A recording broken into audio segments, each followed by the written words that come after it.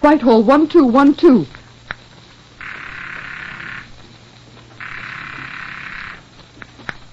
This is Scotland Yard.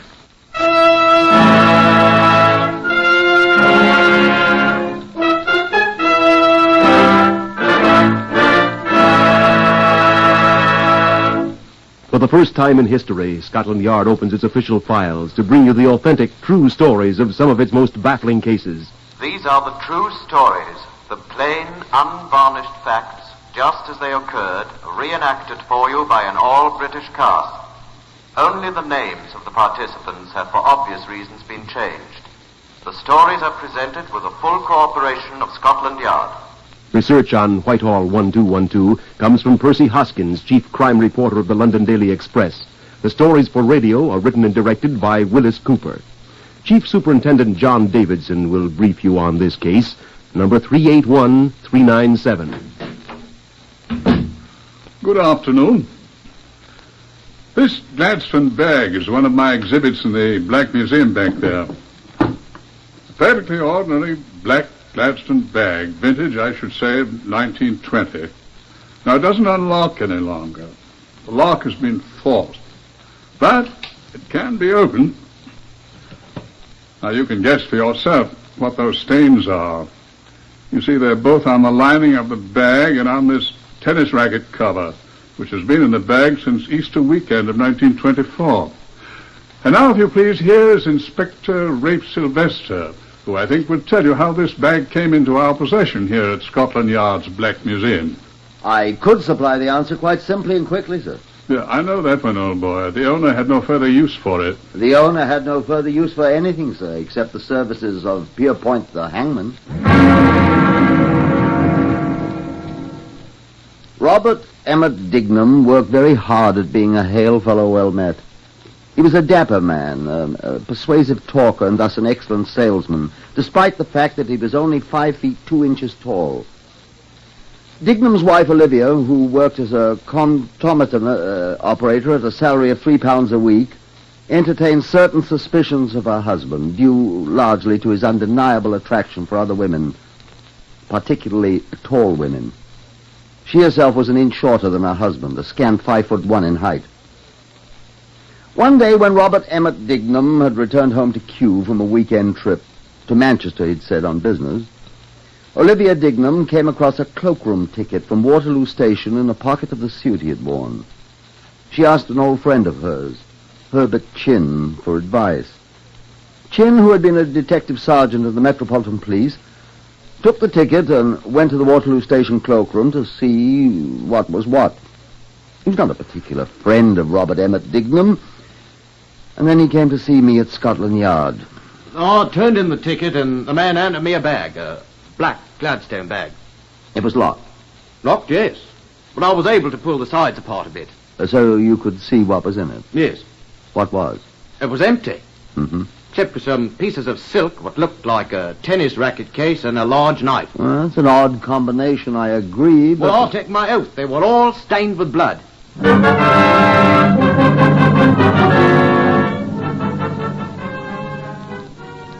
Chin gave me the ticket, which he had got back when he returned the bag to the cloakroom shelves.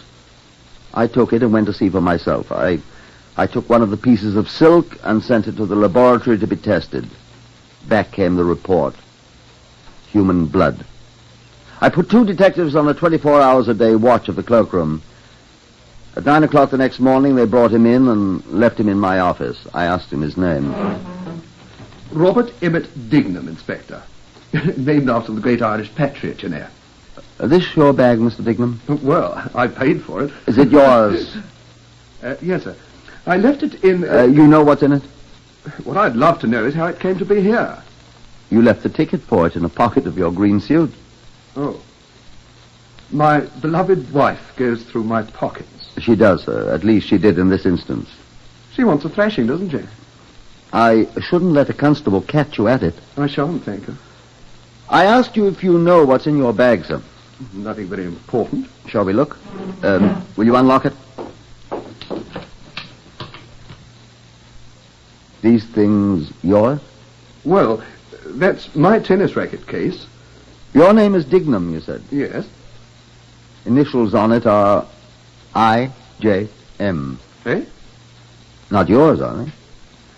I bought it from a friend several years ago. These pieces of silk. And this knife.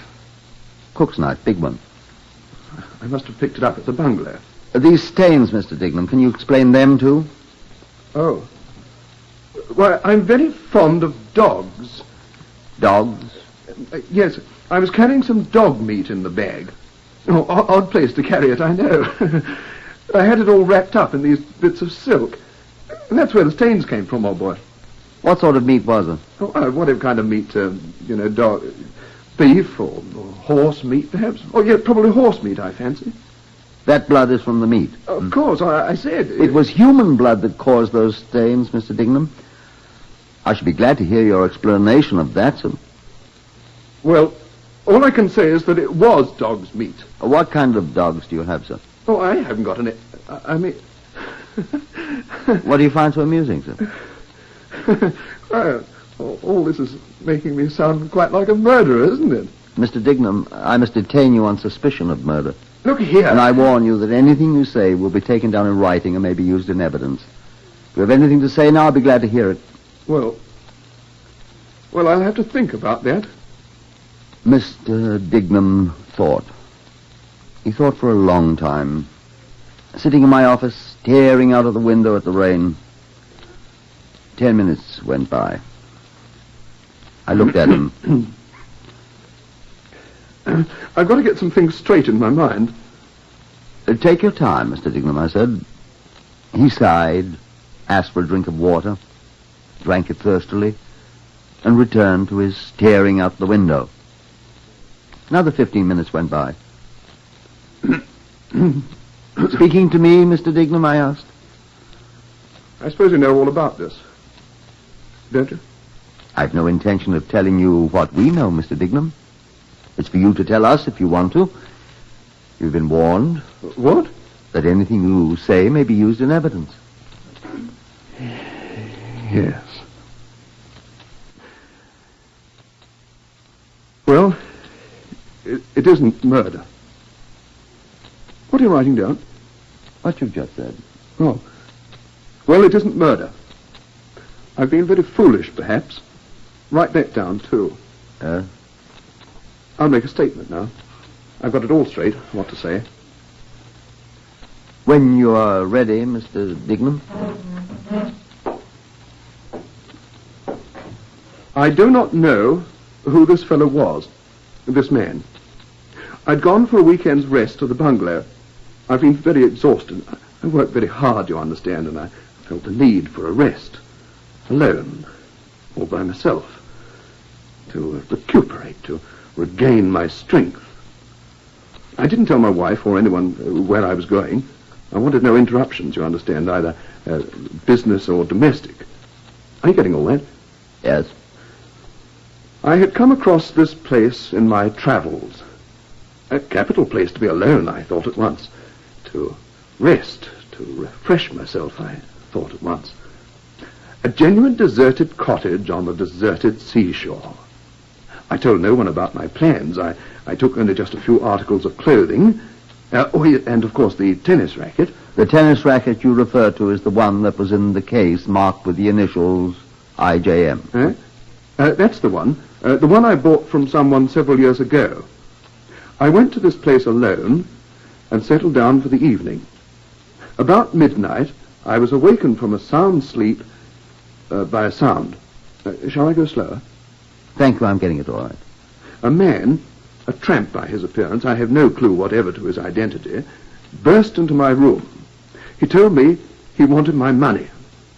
I leaped out of bed, and seeing he was much larger than I, started to retreat. He seized an axe. An axe? It was used for chopping up firewood, and he threw it at me. He attacked me first. Got that? Yes. The axe rebounded from the wall, and the handle was broken. Then, despite the difference in our sizes, I grappled with him. He slipped and fell, his head striking the edge of a large coal scuttle alongside the fireplace. He did not get up. To my horror, I discovered he was dead. Have you got that? Yes. I'm afraid I lost my head. I carried the body into the other room. Then I think I fainted. When I recovered consciousness, I was horrified to find the body still on the couch where I had placed it. Then I made my greatest mistake. I was panicky. I thought I might be accused of murder. My first thought was to dispose of the body. Do you know what I did? No. I first tried to burn the body in the fireplace. The clothes caught on fire, but I grew more frightened. I put on my coat and I walked to Eastbourne, where I bought the large knife, the one in the bag. I came back, and then when I got back into will the car... spare you the rest of Robert Emmett Dignam's gruesome story, except for the curious commentary Herbert Chin, the friend of Mrs. Dignam's maid on the case. The man was, Dignam was concluding his and that's the way statement it when the telephone rang. I'm a fool. Excuse me. Inspector Sylvester here. Herbert Chin here. Oh, how do you do? I take it you got him. Mm-hmm. Well, I saw his wife. I told her it was his raincoat Dignam had left at the Waterloo cloakroom, but she won't be satisfied. Oh? Well, she's sure it's something to do with some woman he's been chasing. Has it turned out that way? I mean, is it permissible to ask you that? Turns out quite different, it seems, tell her. Well, she'll be glad to hear that. She keeps insisting this Manning girl is involved in it somehow. Oh, she'll be very glad. What was that name? Manning. Irene Josephine Manning, that's her full name, I believe. I looked over at the initials on the tennis racket case in the black Gladstone bag. IJM. Irene Josephine Manning. So that was the name of the former owner. Was it also the name of... Go on, Mr. Dignam, I said.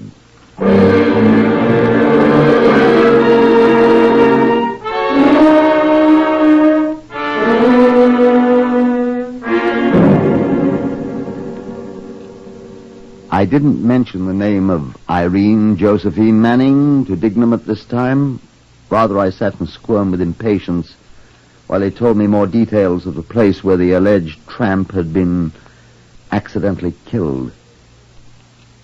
It was at a place called the Crumbles, a long stretch of shingle on Pevensey Bay near Eastbourne in East Sussex. Shingle, as you Americans perhaps do not know, is it's a kind of pebbly, rocky beach, very unpleasant underfoot. The Crumbles is as desolate a spot as can be found on the southeast coast. Windy and dreary, deserted by nearly all human life. The cottage where the tragedy had occurred, Dignam told me, bore the quaint name of the officer's house, part of a former Coast Guard station. And Dignam had rented it from a Mr. Saul Brainerd. When Dignam had finished his statement, he was tucked into a cell at Cannon Row Police Station, and I motored to Eastbourne to interview Mr. Brainerd. I'm Brainerd, Inspector. What have I done now? You've rented a house, Mr. Brainerd. Well, I suppose it was a crime to charge 3.5 guineas a week for that place. Oh, I'll go along peacefully. You did rent it to Mr. Dignam, then? Dignam? Told me his name was Plunkett. Old Irish family, he said. Related to Lord Dunsany. Little bit of a chap. Recognize him again, would you? Oh, he's unmistakable. Cocky little beggar. Paid up, of course. Oh, for 2 more weeks. Well, that's why I haven't been around there. Said he liked privacy, and I'm no trespasser, though I am a landlord. I wonder when you saw him last. Well, I saw him and his wife come in. I was cycling by. He didn't see you? Well, I don't think so. He was up there on the road. His wife? Oh, great tall girl. Sure it wasn't another man you saw? Oh, great mop of blonde hair blowing in the wind. We've no long-haired men around here. Leave that for London. Besides, he did mention his wife to me when he rented the place, seems to me. Well, when was that? Oh, Saturday evening. Late afternoon, rather. Why, what's up? Haven't seen him since? Or her? Haven't been around. Said he was looking for privacy, as I said. Yes, I expect he was. Good place for it. Yes. Would you come to London and see if you recognize him? Isn't he here? No. I say, old chap, what's up? Things. Would you? Well, the fare to London... Oh, the Home Office will pay it. Oh, in that case, the answer's yes. Well, won't mind if I go round to my tailor's whilst I'm there, will you? Not at all, if you'll come. Say no more. I'm your man for a free trip to London. What else can I do for you? Spot of whiskey? A cup of tea? Thanks. Just let me use your keys to get in the place.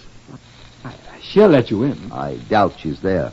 I don't know if I should let you in, old boy, after all. I've got a search warrant. Oh, something is out there. What are you looking for? Proceeds of a bank robbery? Well, hardly a robbery. Oh, you won't talk, eh? Well, look, the big one here's for the front door. This one, oh, well, all the others are for various rooms. They're labeled, see? Sure you won't need any help, then? No, thanks. Like to go back to London with me today? We'll catch the up train at 4:30, shall we? Oh, righty-ho. Righty-ho. Well, thanks, old chap. I'll see you later. I walked over to the dismal little walled house. It had a dank look. I glanced over my shoulder. Brainerd was still watching me. I walked through the gate in the wall, and I couldn't see him any longer. Up to the house. The sound of the sea. The smell of the sea. And then another smell. I remembered the time the sergeant cook at Knotty Ash Rest Camp in Southampton had let a pork roast catch on fire and we went without dinner. I felt like... Well, never mind. I unlocked the door and opened it. I walked in.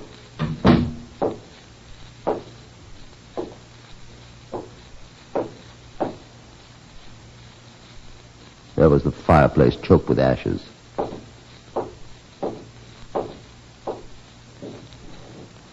There was the coal scuttle he said the tramp cracked his head on fatally. Tin. Crumpled tin.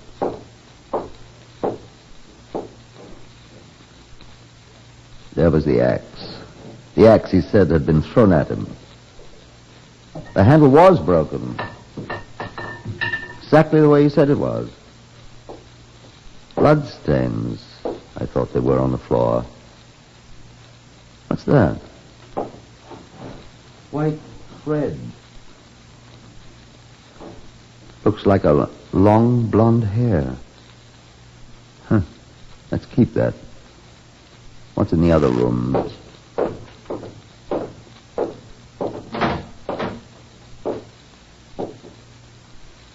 What's that? Leather heel. High heel. Of a woman's dark blue shoe.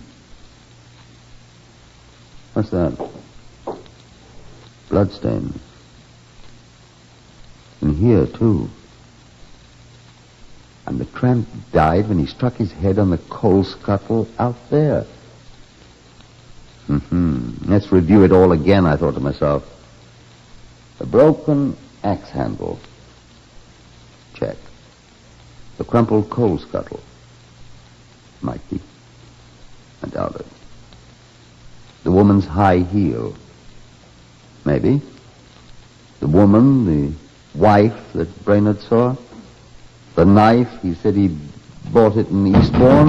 Who's that? Brainerd. Did I interrupt you, Inspector? Come on, the London train's due in 20 minutes and we've just got time. I don't want to miss the free trip to the city, old man.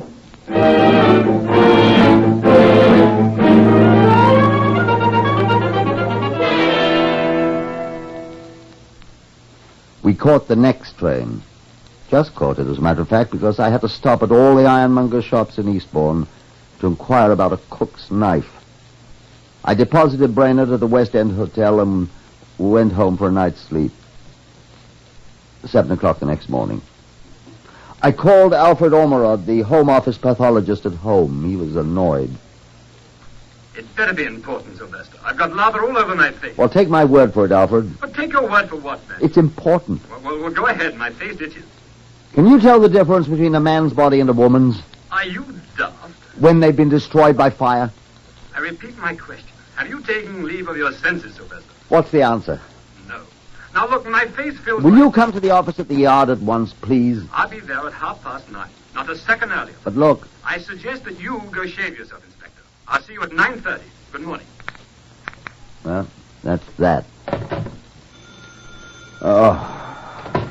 Inspector Sylvester here. Oh, Chin. Herbert Chin here, Sylvester. I've been trying to get you, but your telephone's been busy. Where are you at? Well, look here, about this chap Dignam. What about him? Oh, you remember I mentioned that girl, that Irene Manning, to you yesterday? The girl he was chasing after? Yeah? Well, look here, she's disappeared. How do you know? Well, her sister. Her sister, Jolie Manning, she's at Mrs. Dignam's home right now, screaming for Dignam's blood. Oh? She says her sister's been missing since Saturday afternoon, and she's certain she's gone away with Dignam. Dignam's in Cannon Row Police Station. Oh, but where's Irene Manning? Is this sister with Mrs. Dignam now? Yes. Can you bring her to my office at Scotland Yard at once? Well, I'll try. I'll be there in less than half an hour. Goodbye. But... Now, where are my trousers? Oh. Yes? Inspector Sylvester here. Cannon Row Police Station here, sir. Sorry to bother you at this hour, sir, but What's the matter? this prisoner of yours, Dignam, What's wrong with him? he's been raising all kinds of canes. Says he wants to see you at once. Says it's extremely important. Well, send him over to my office at the yard with a couple of men. I'll see him. Is he dangerous, sir? He is. How soon do you want him, sir? I'll be there in 20 minutes. I hope. Thank you, sir. I'll be glad to get rid of him. Goodbye. Now, if that thing rings just once more... But it didn't. I got to my office at New Scotland Yard, still adjusting my braces. I glanced at the clock. It was 5 minutes before 8. In the waiting room, Herbert Chin sat beside a tall, blonde girl. I'll see you in a moment, I muttered, and went on into my office. There was Robert Emmett Dignam, flanked by 2 large constables. He jumped up when he saw me.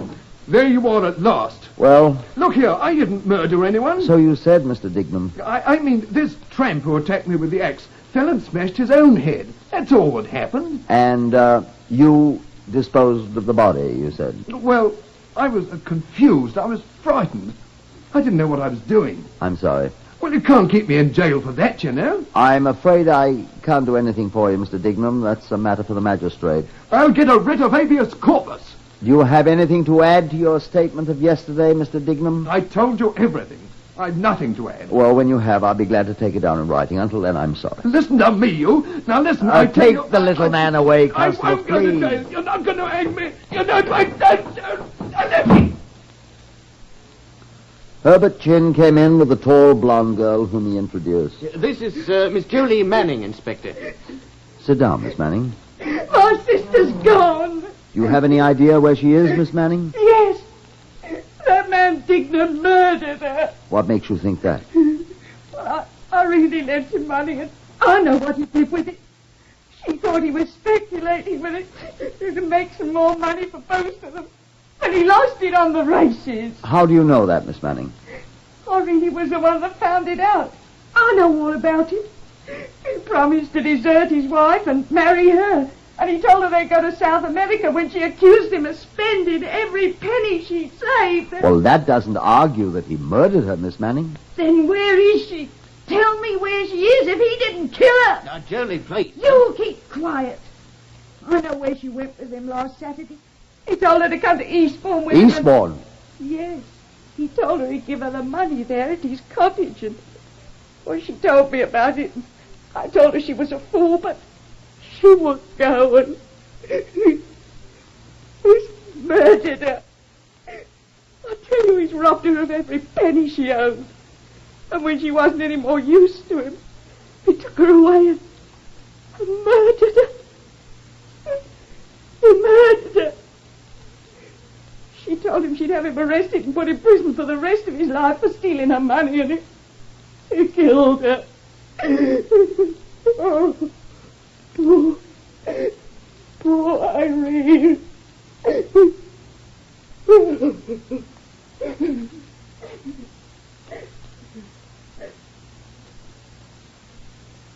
He said he walked to the village and bought a knife after the tramp had died. The ironmonger in Eastbourne said a little man who was with a tall, blonde woman had bought the heavy knife when they got off the train in Eastbourne. They laughed together about it, he said. He bought the knife before they went to the cottage, and they laughed together about it. Alfred Ormerod, the pathologist, you remember, came in at 9:30. He left on the 10:03 for Eastbourne with his murder kit, promising to telephone me. At 10:15, the landlord Brainerd came in. I'm sorry I'm late, but I've just been to the bank. Bank? That thief Plunkett. Plunkett? Oh, Dignam. Oh, whatever his name is. I just got a check back from the bank stamped R.D. My wife sent it to me from Eastbourne. No funds, the bank says. I had him hanged. I walked over to Cannon Row with Brainerd. He recognized Dignam at once as Plunkett, and the dapper little man was charged again, this time with obtaining money by false pretenses.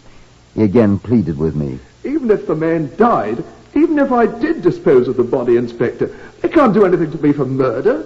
Even if I killed him, it's manslaughter, isn't it? Justifiable homicide. It's self-defense. I'm sorry, Dignam. Perhaps Robert Emmett Dignam already felt the clammy touch of the hangman's hands on his neck. At 4 o'clock that afternoon, Alfred Ormerod telephoned me from Eastbourne. Hello, Sylvester. I've been working all day here at the cottage. I've never seen such a diabolical thing. All those ashes in the fireplace are human ashes. Yes, I can prove it. Although the ashes of the bones have apparently been crushed to powder. It's almost perfect destruction of a body. Yes, I found the heel of a woman's slipper. That can be identified, I'm sure. I also found several other things.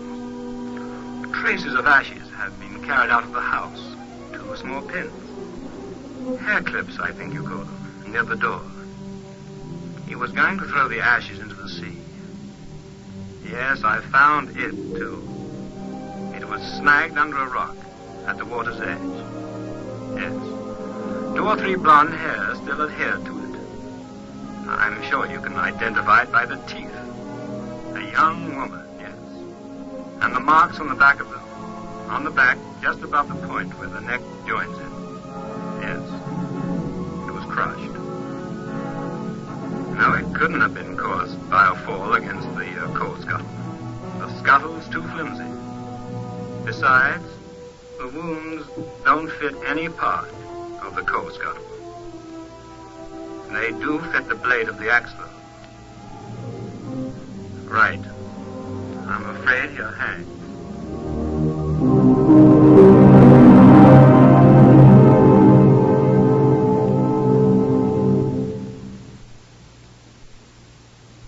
He did hang. When it was demonstrated in court that he had bought the knife before he enticed the girl to the cottage, they laughed over it together, the ironmonger said.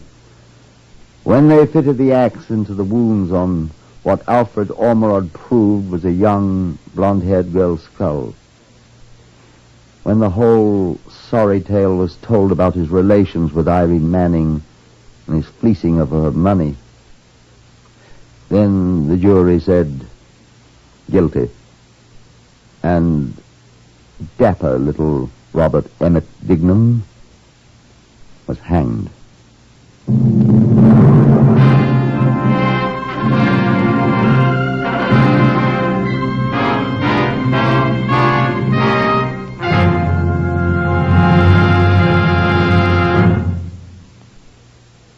You have just heard another in the series Whitehall-1212, compiled from the official files of Scotland Yard. The research is from Percy Hoskins of the London Daily Express. And the stories for radio are written and directed by Willis Cooper.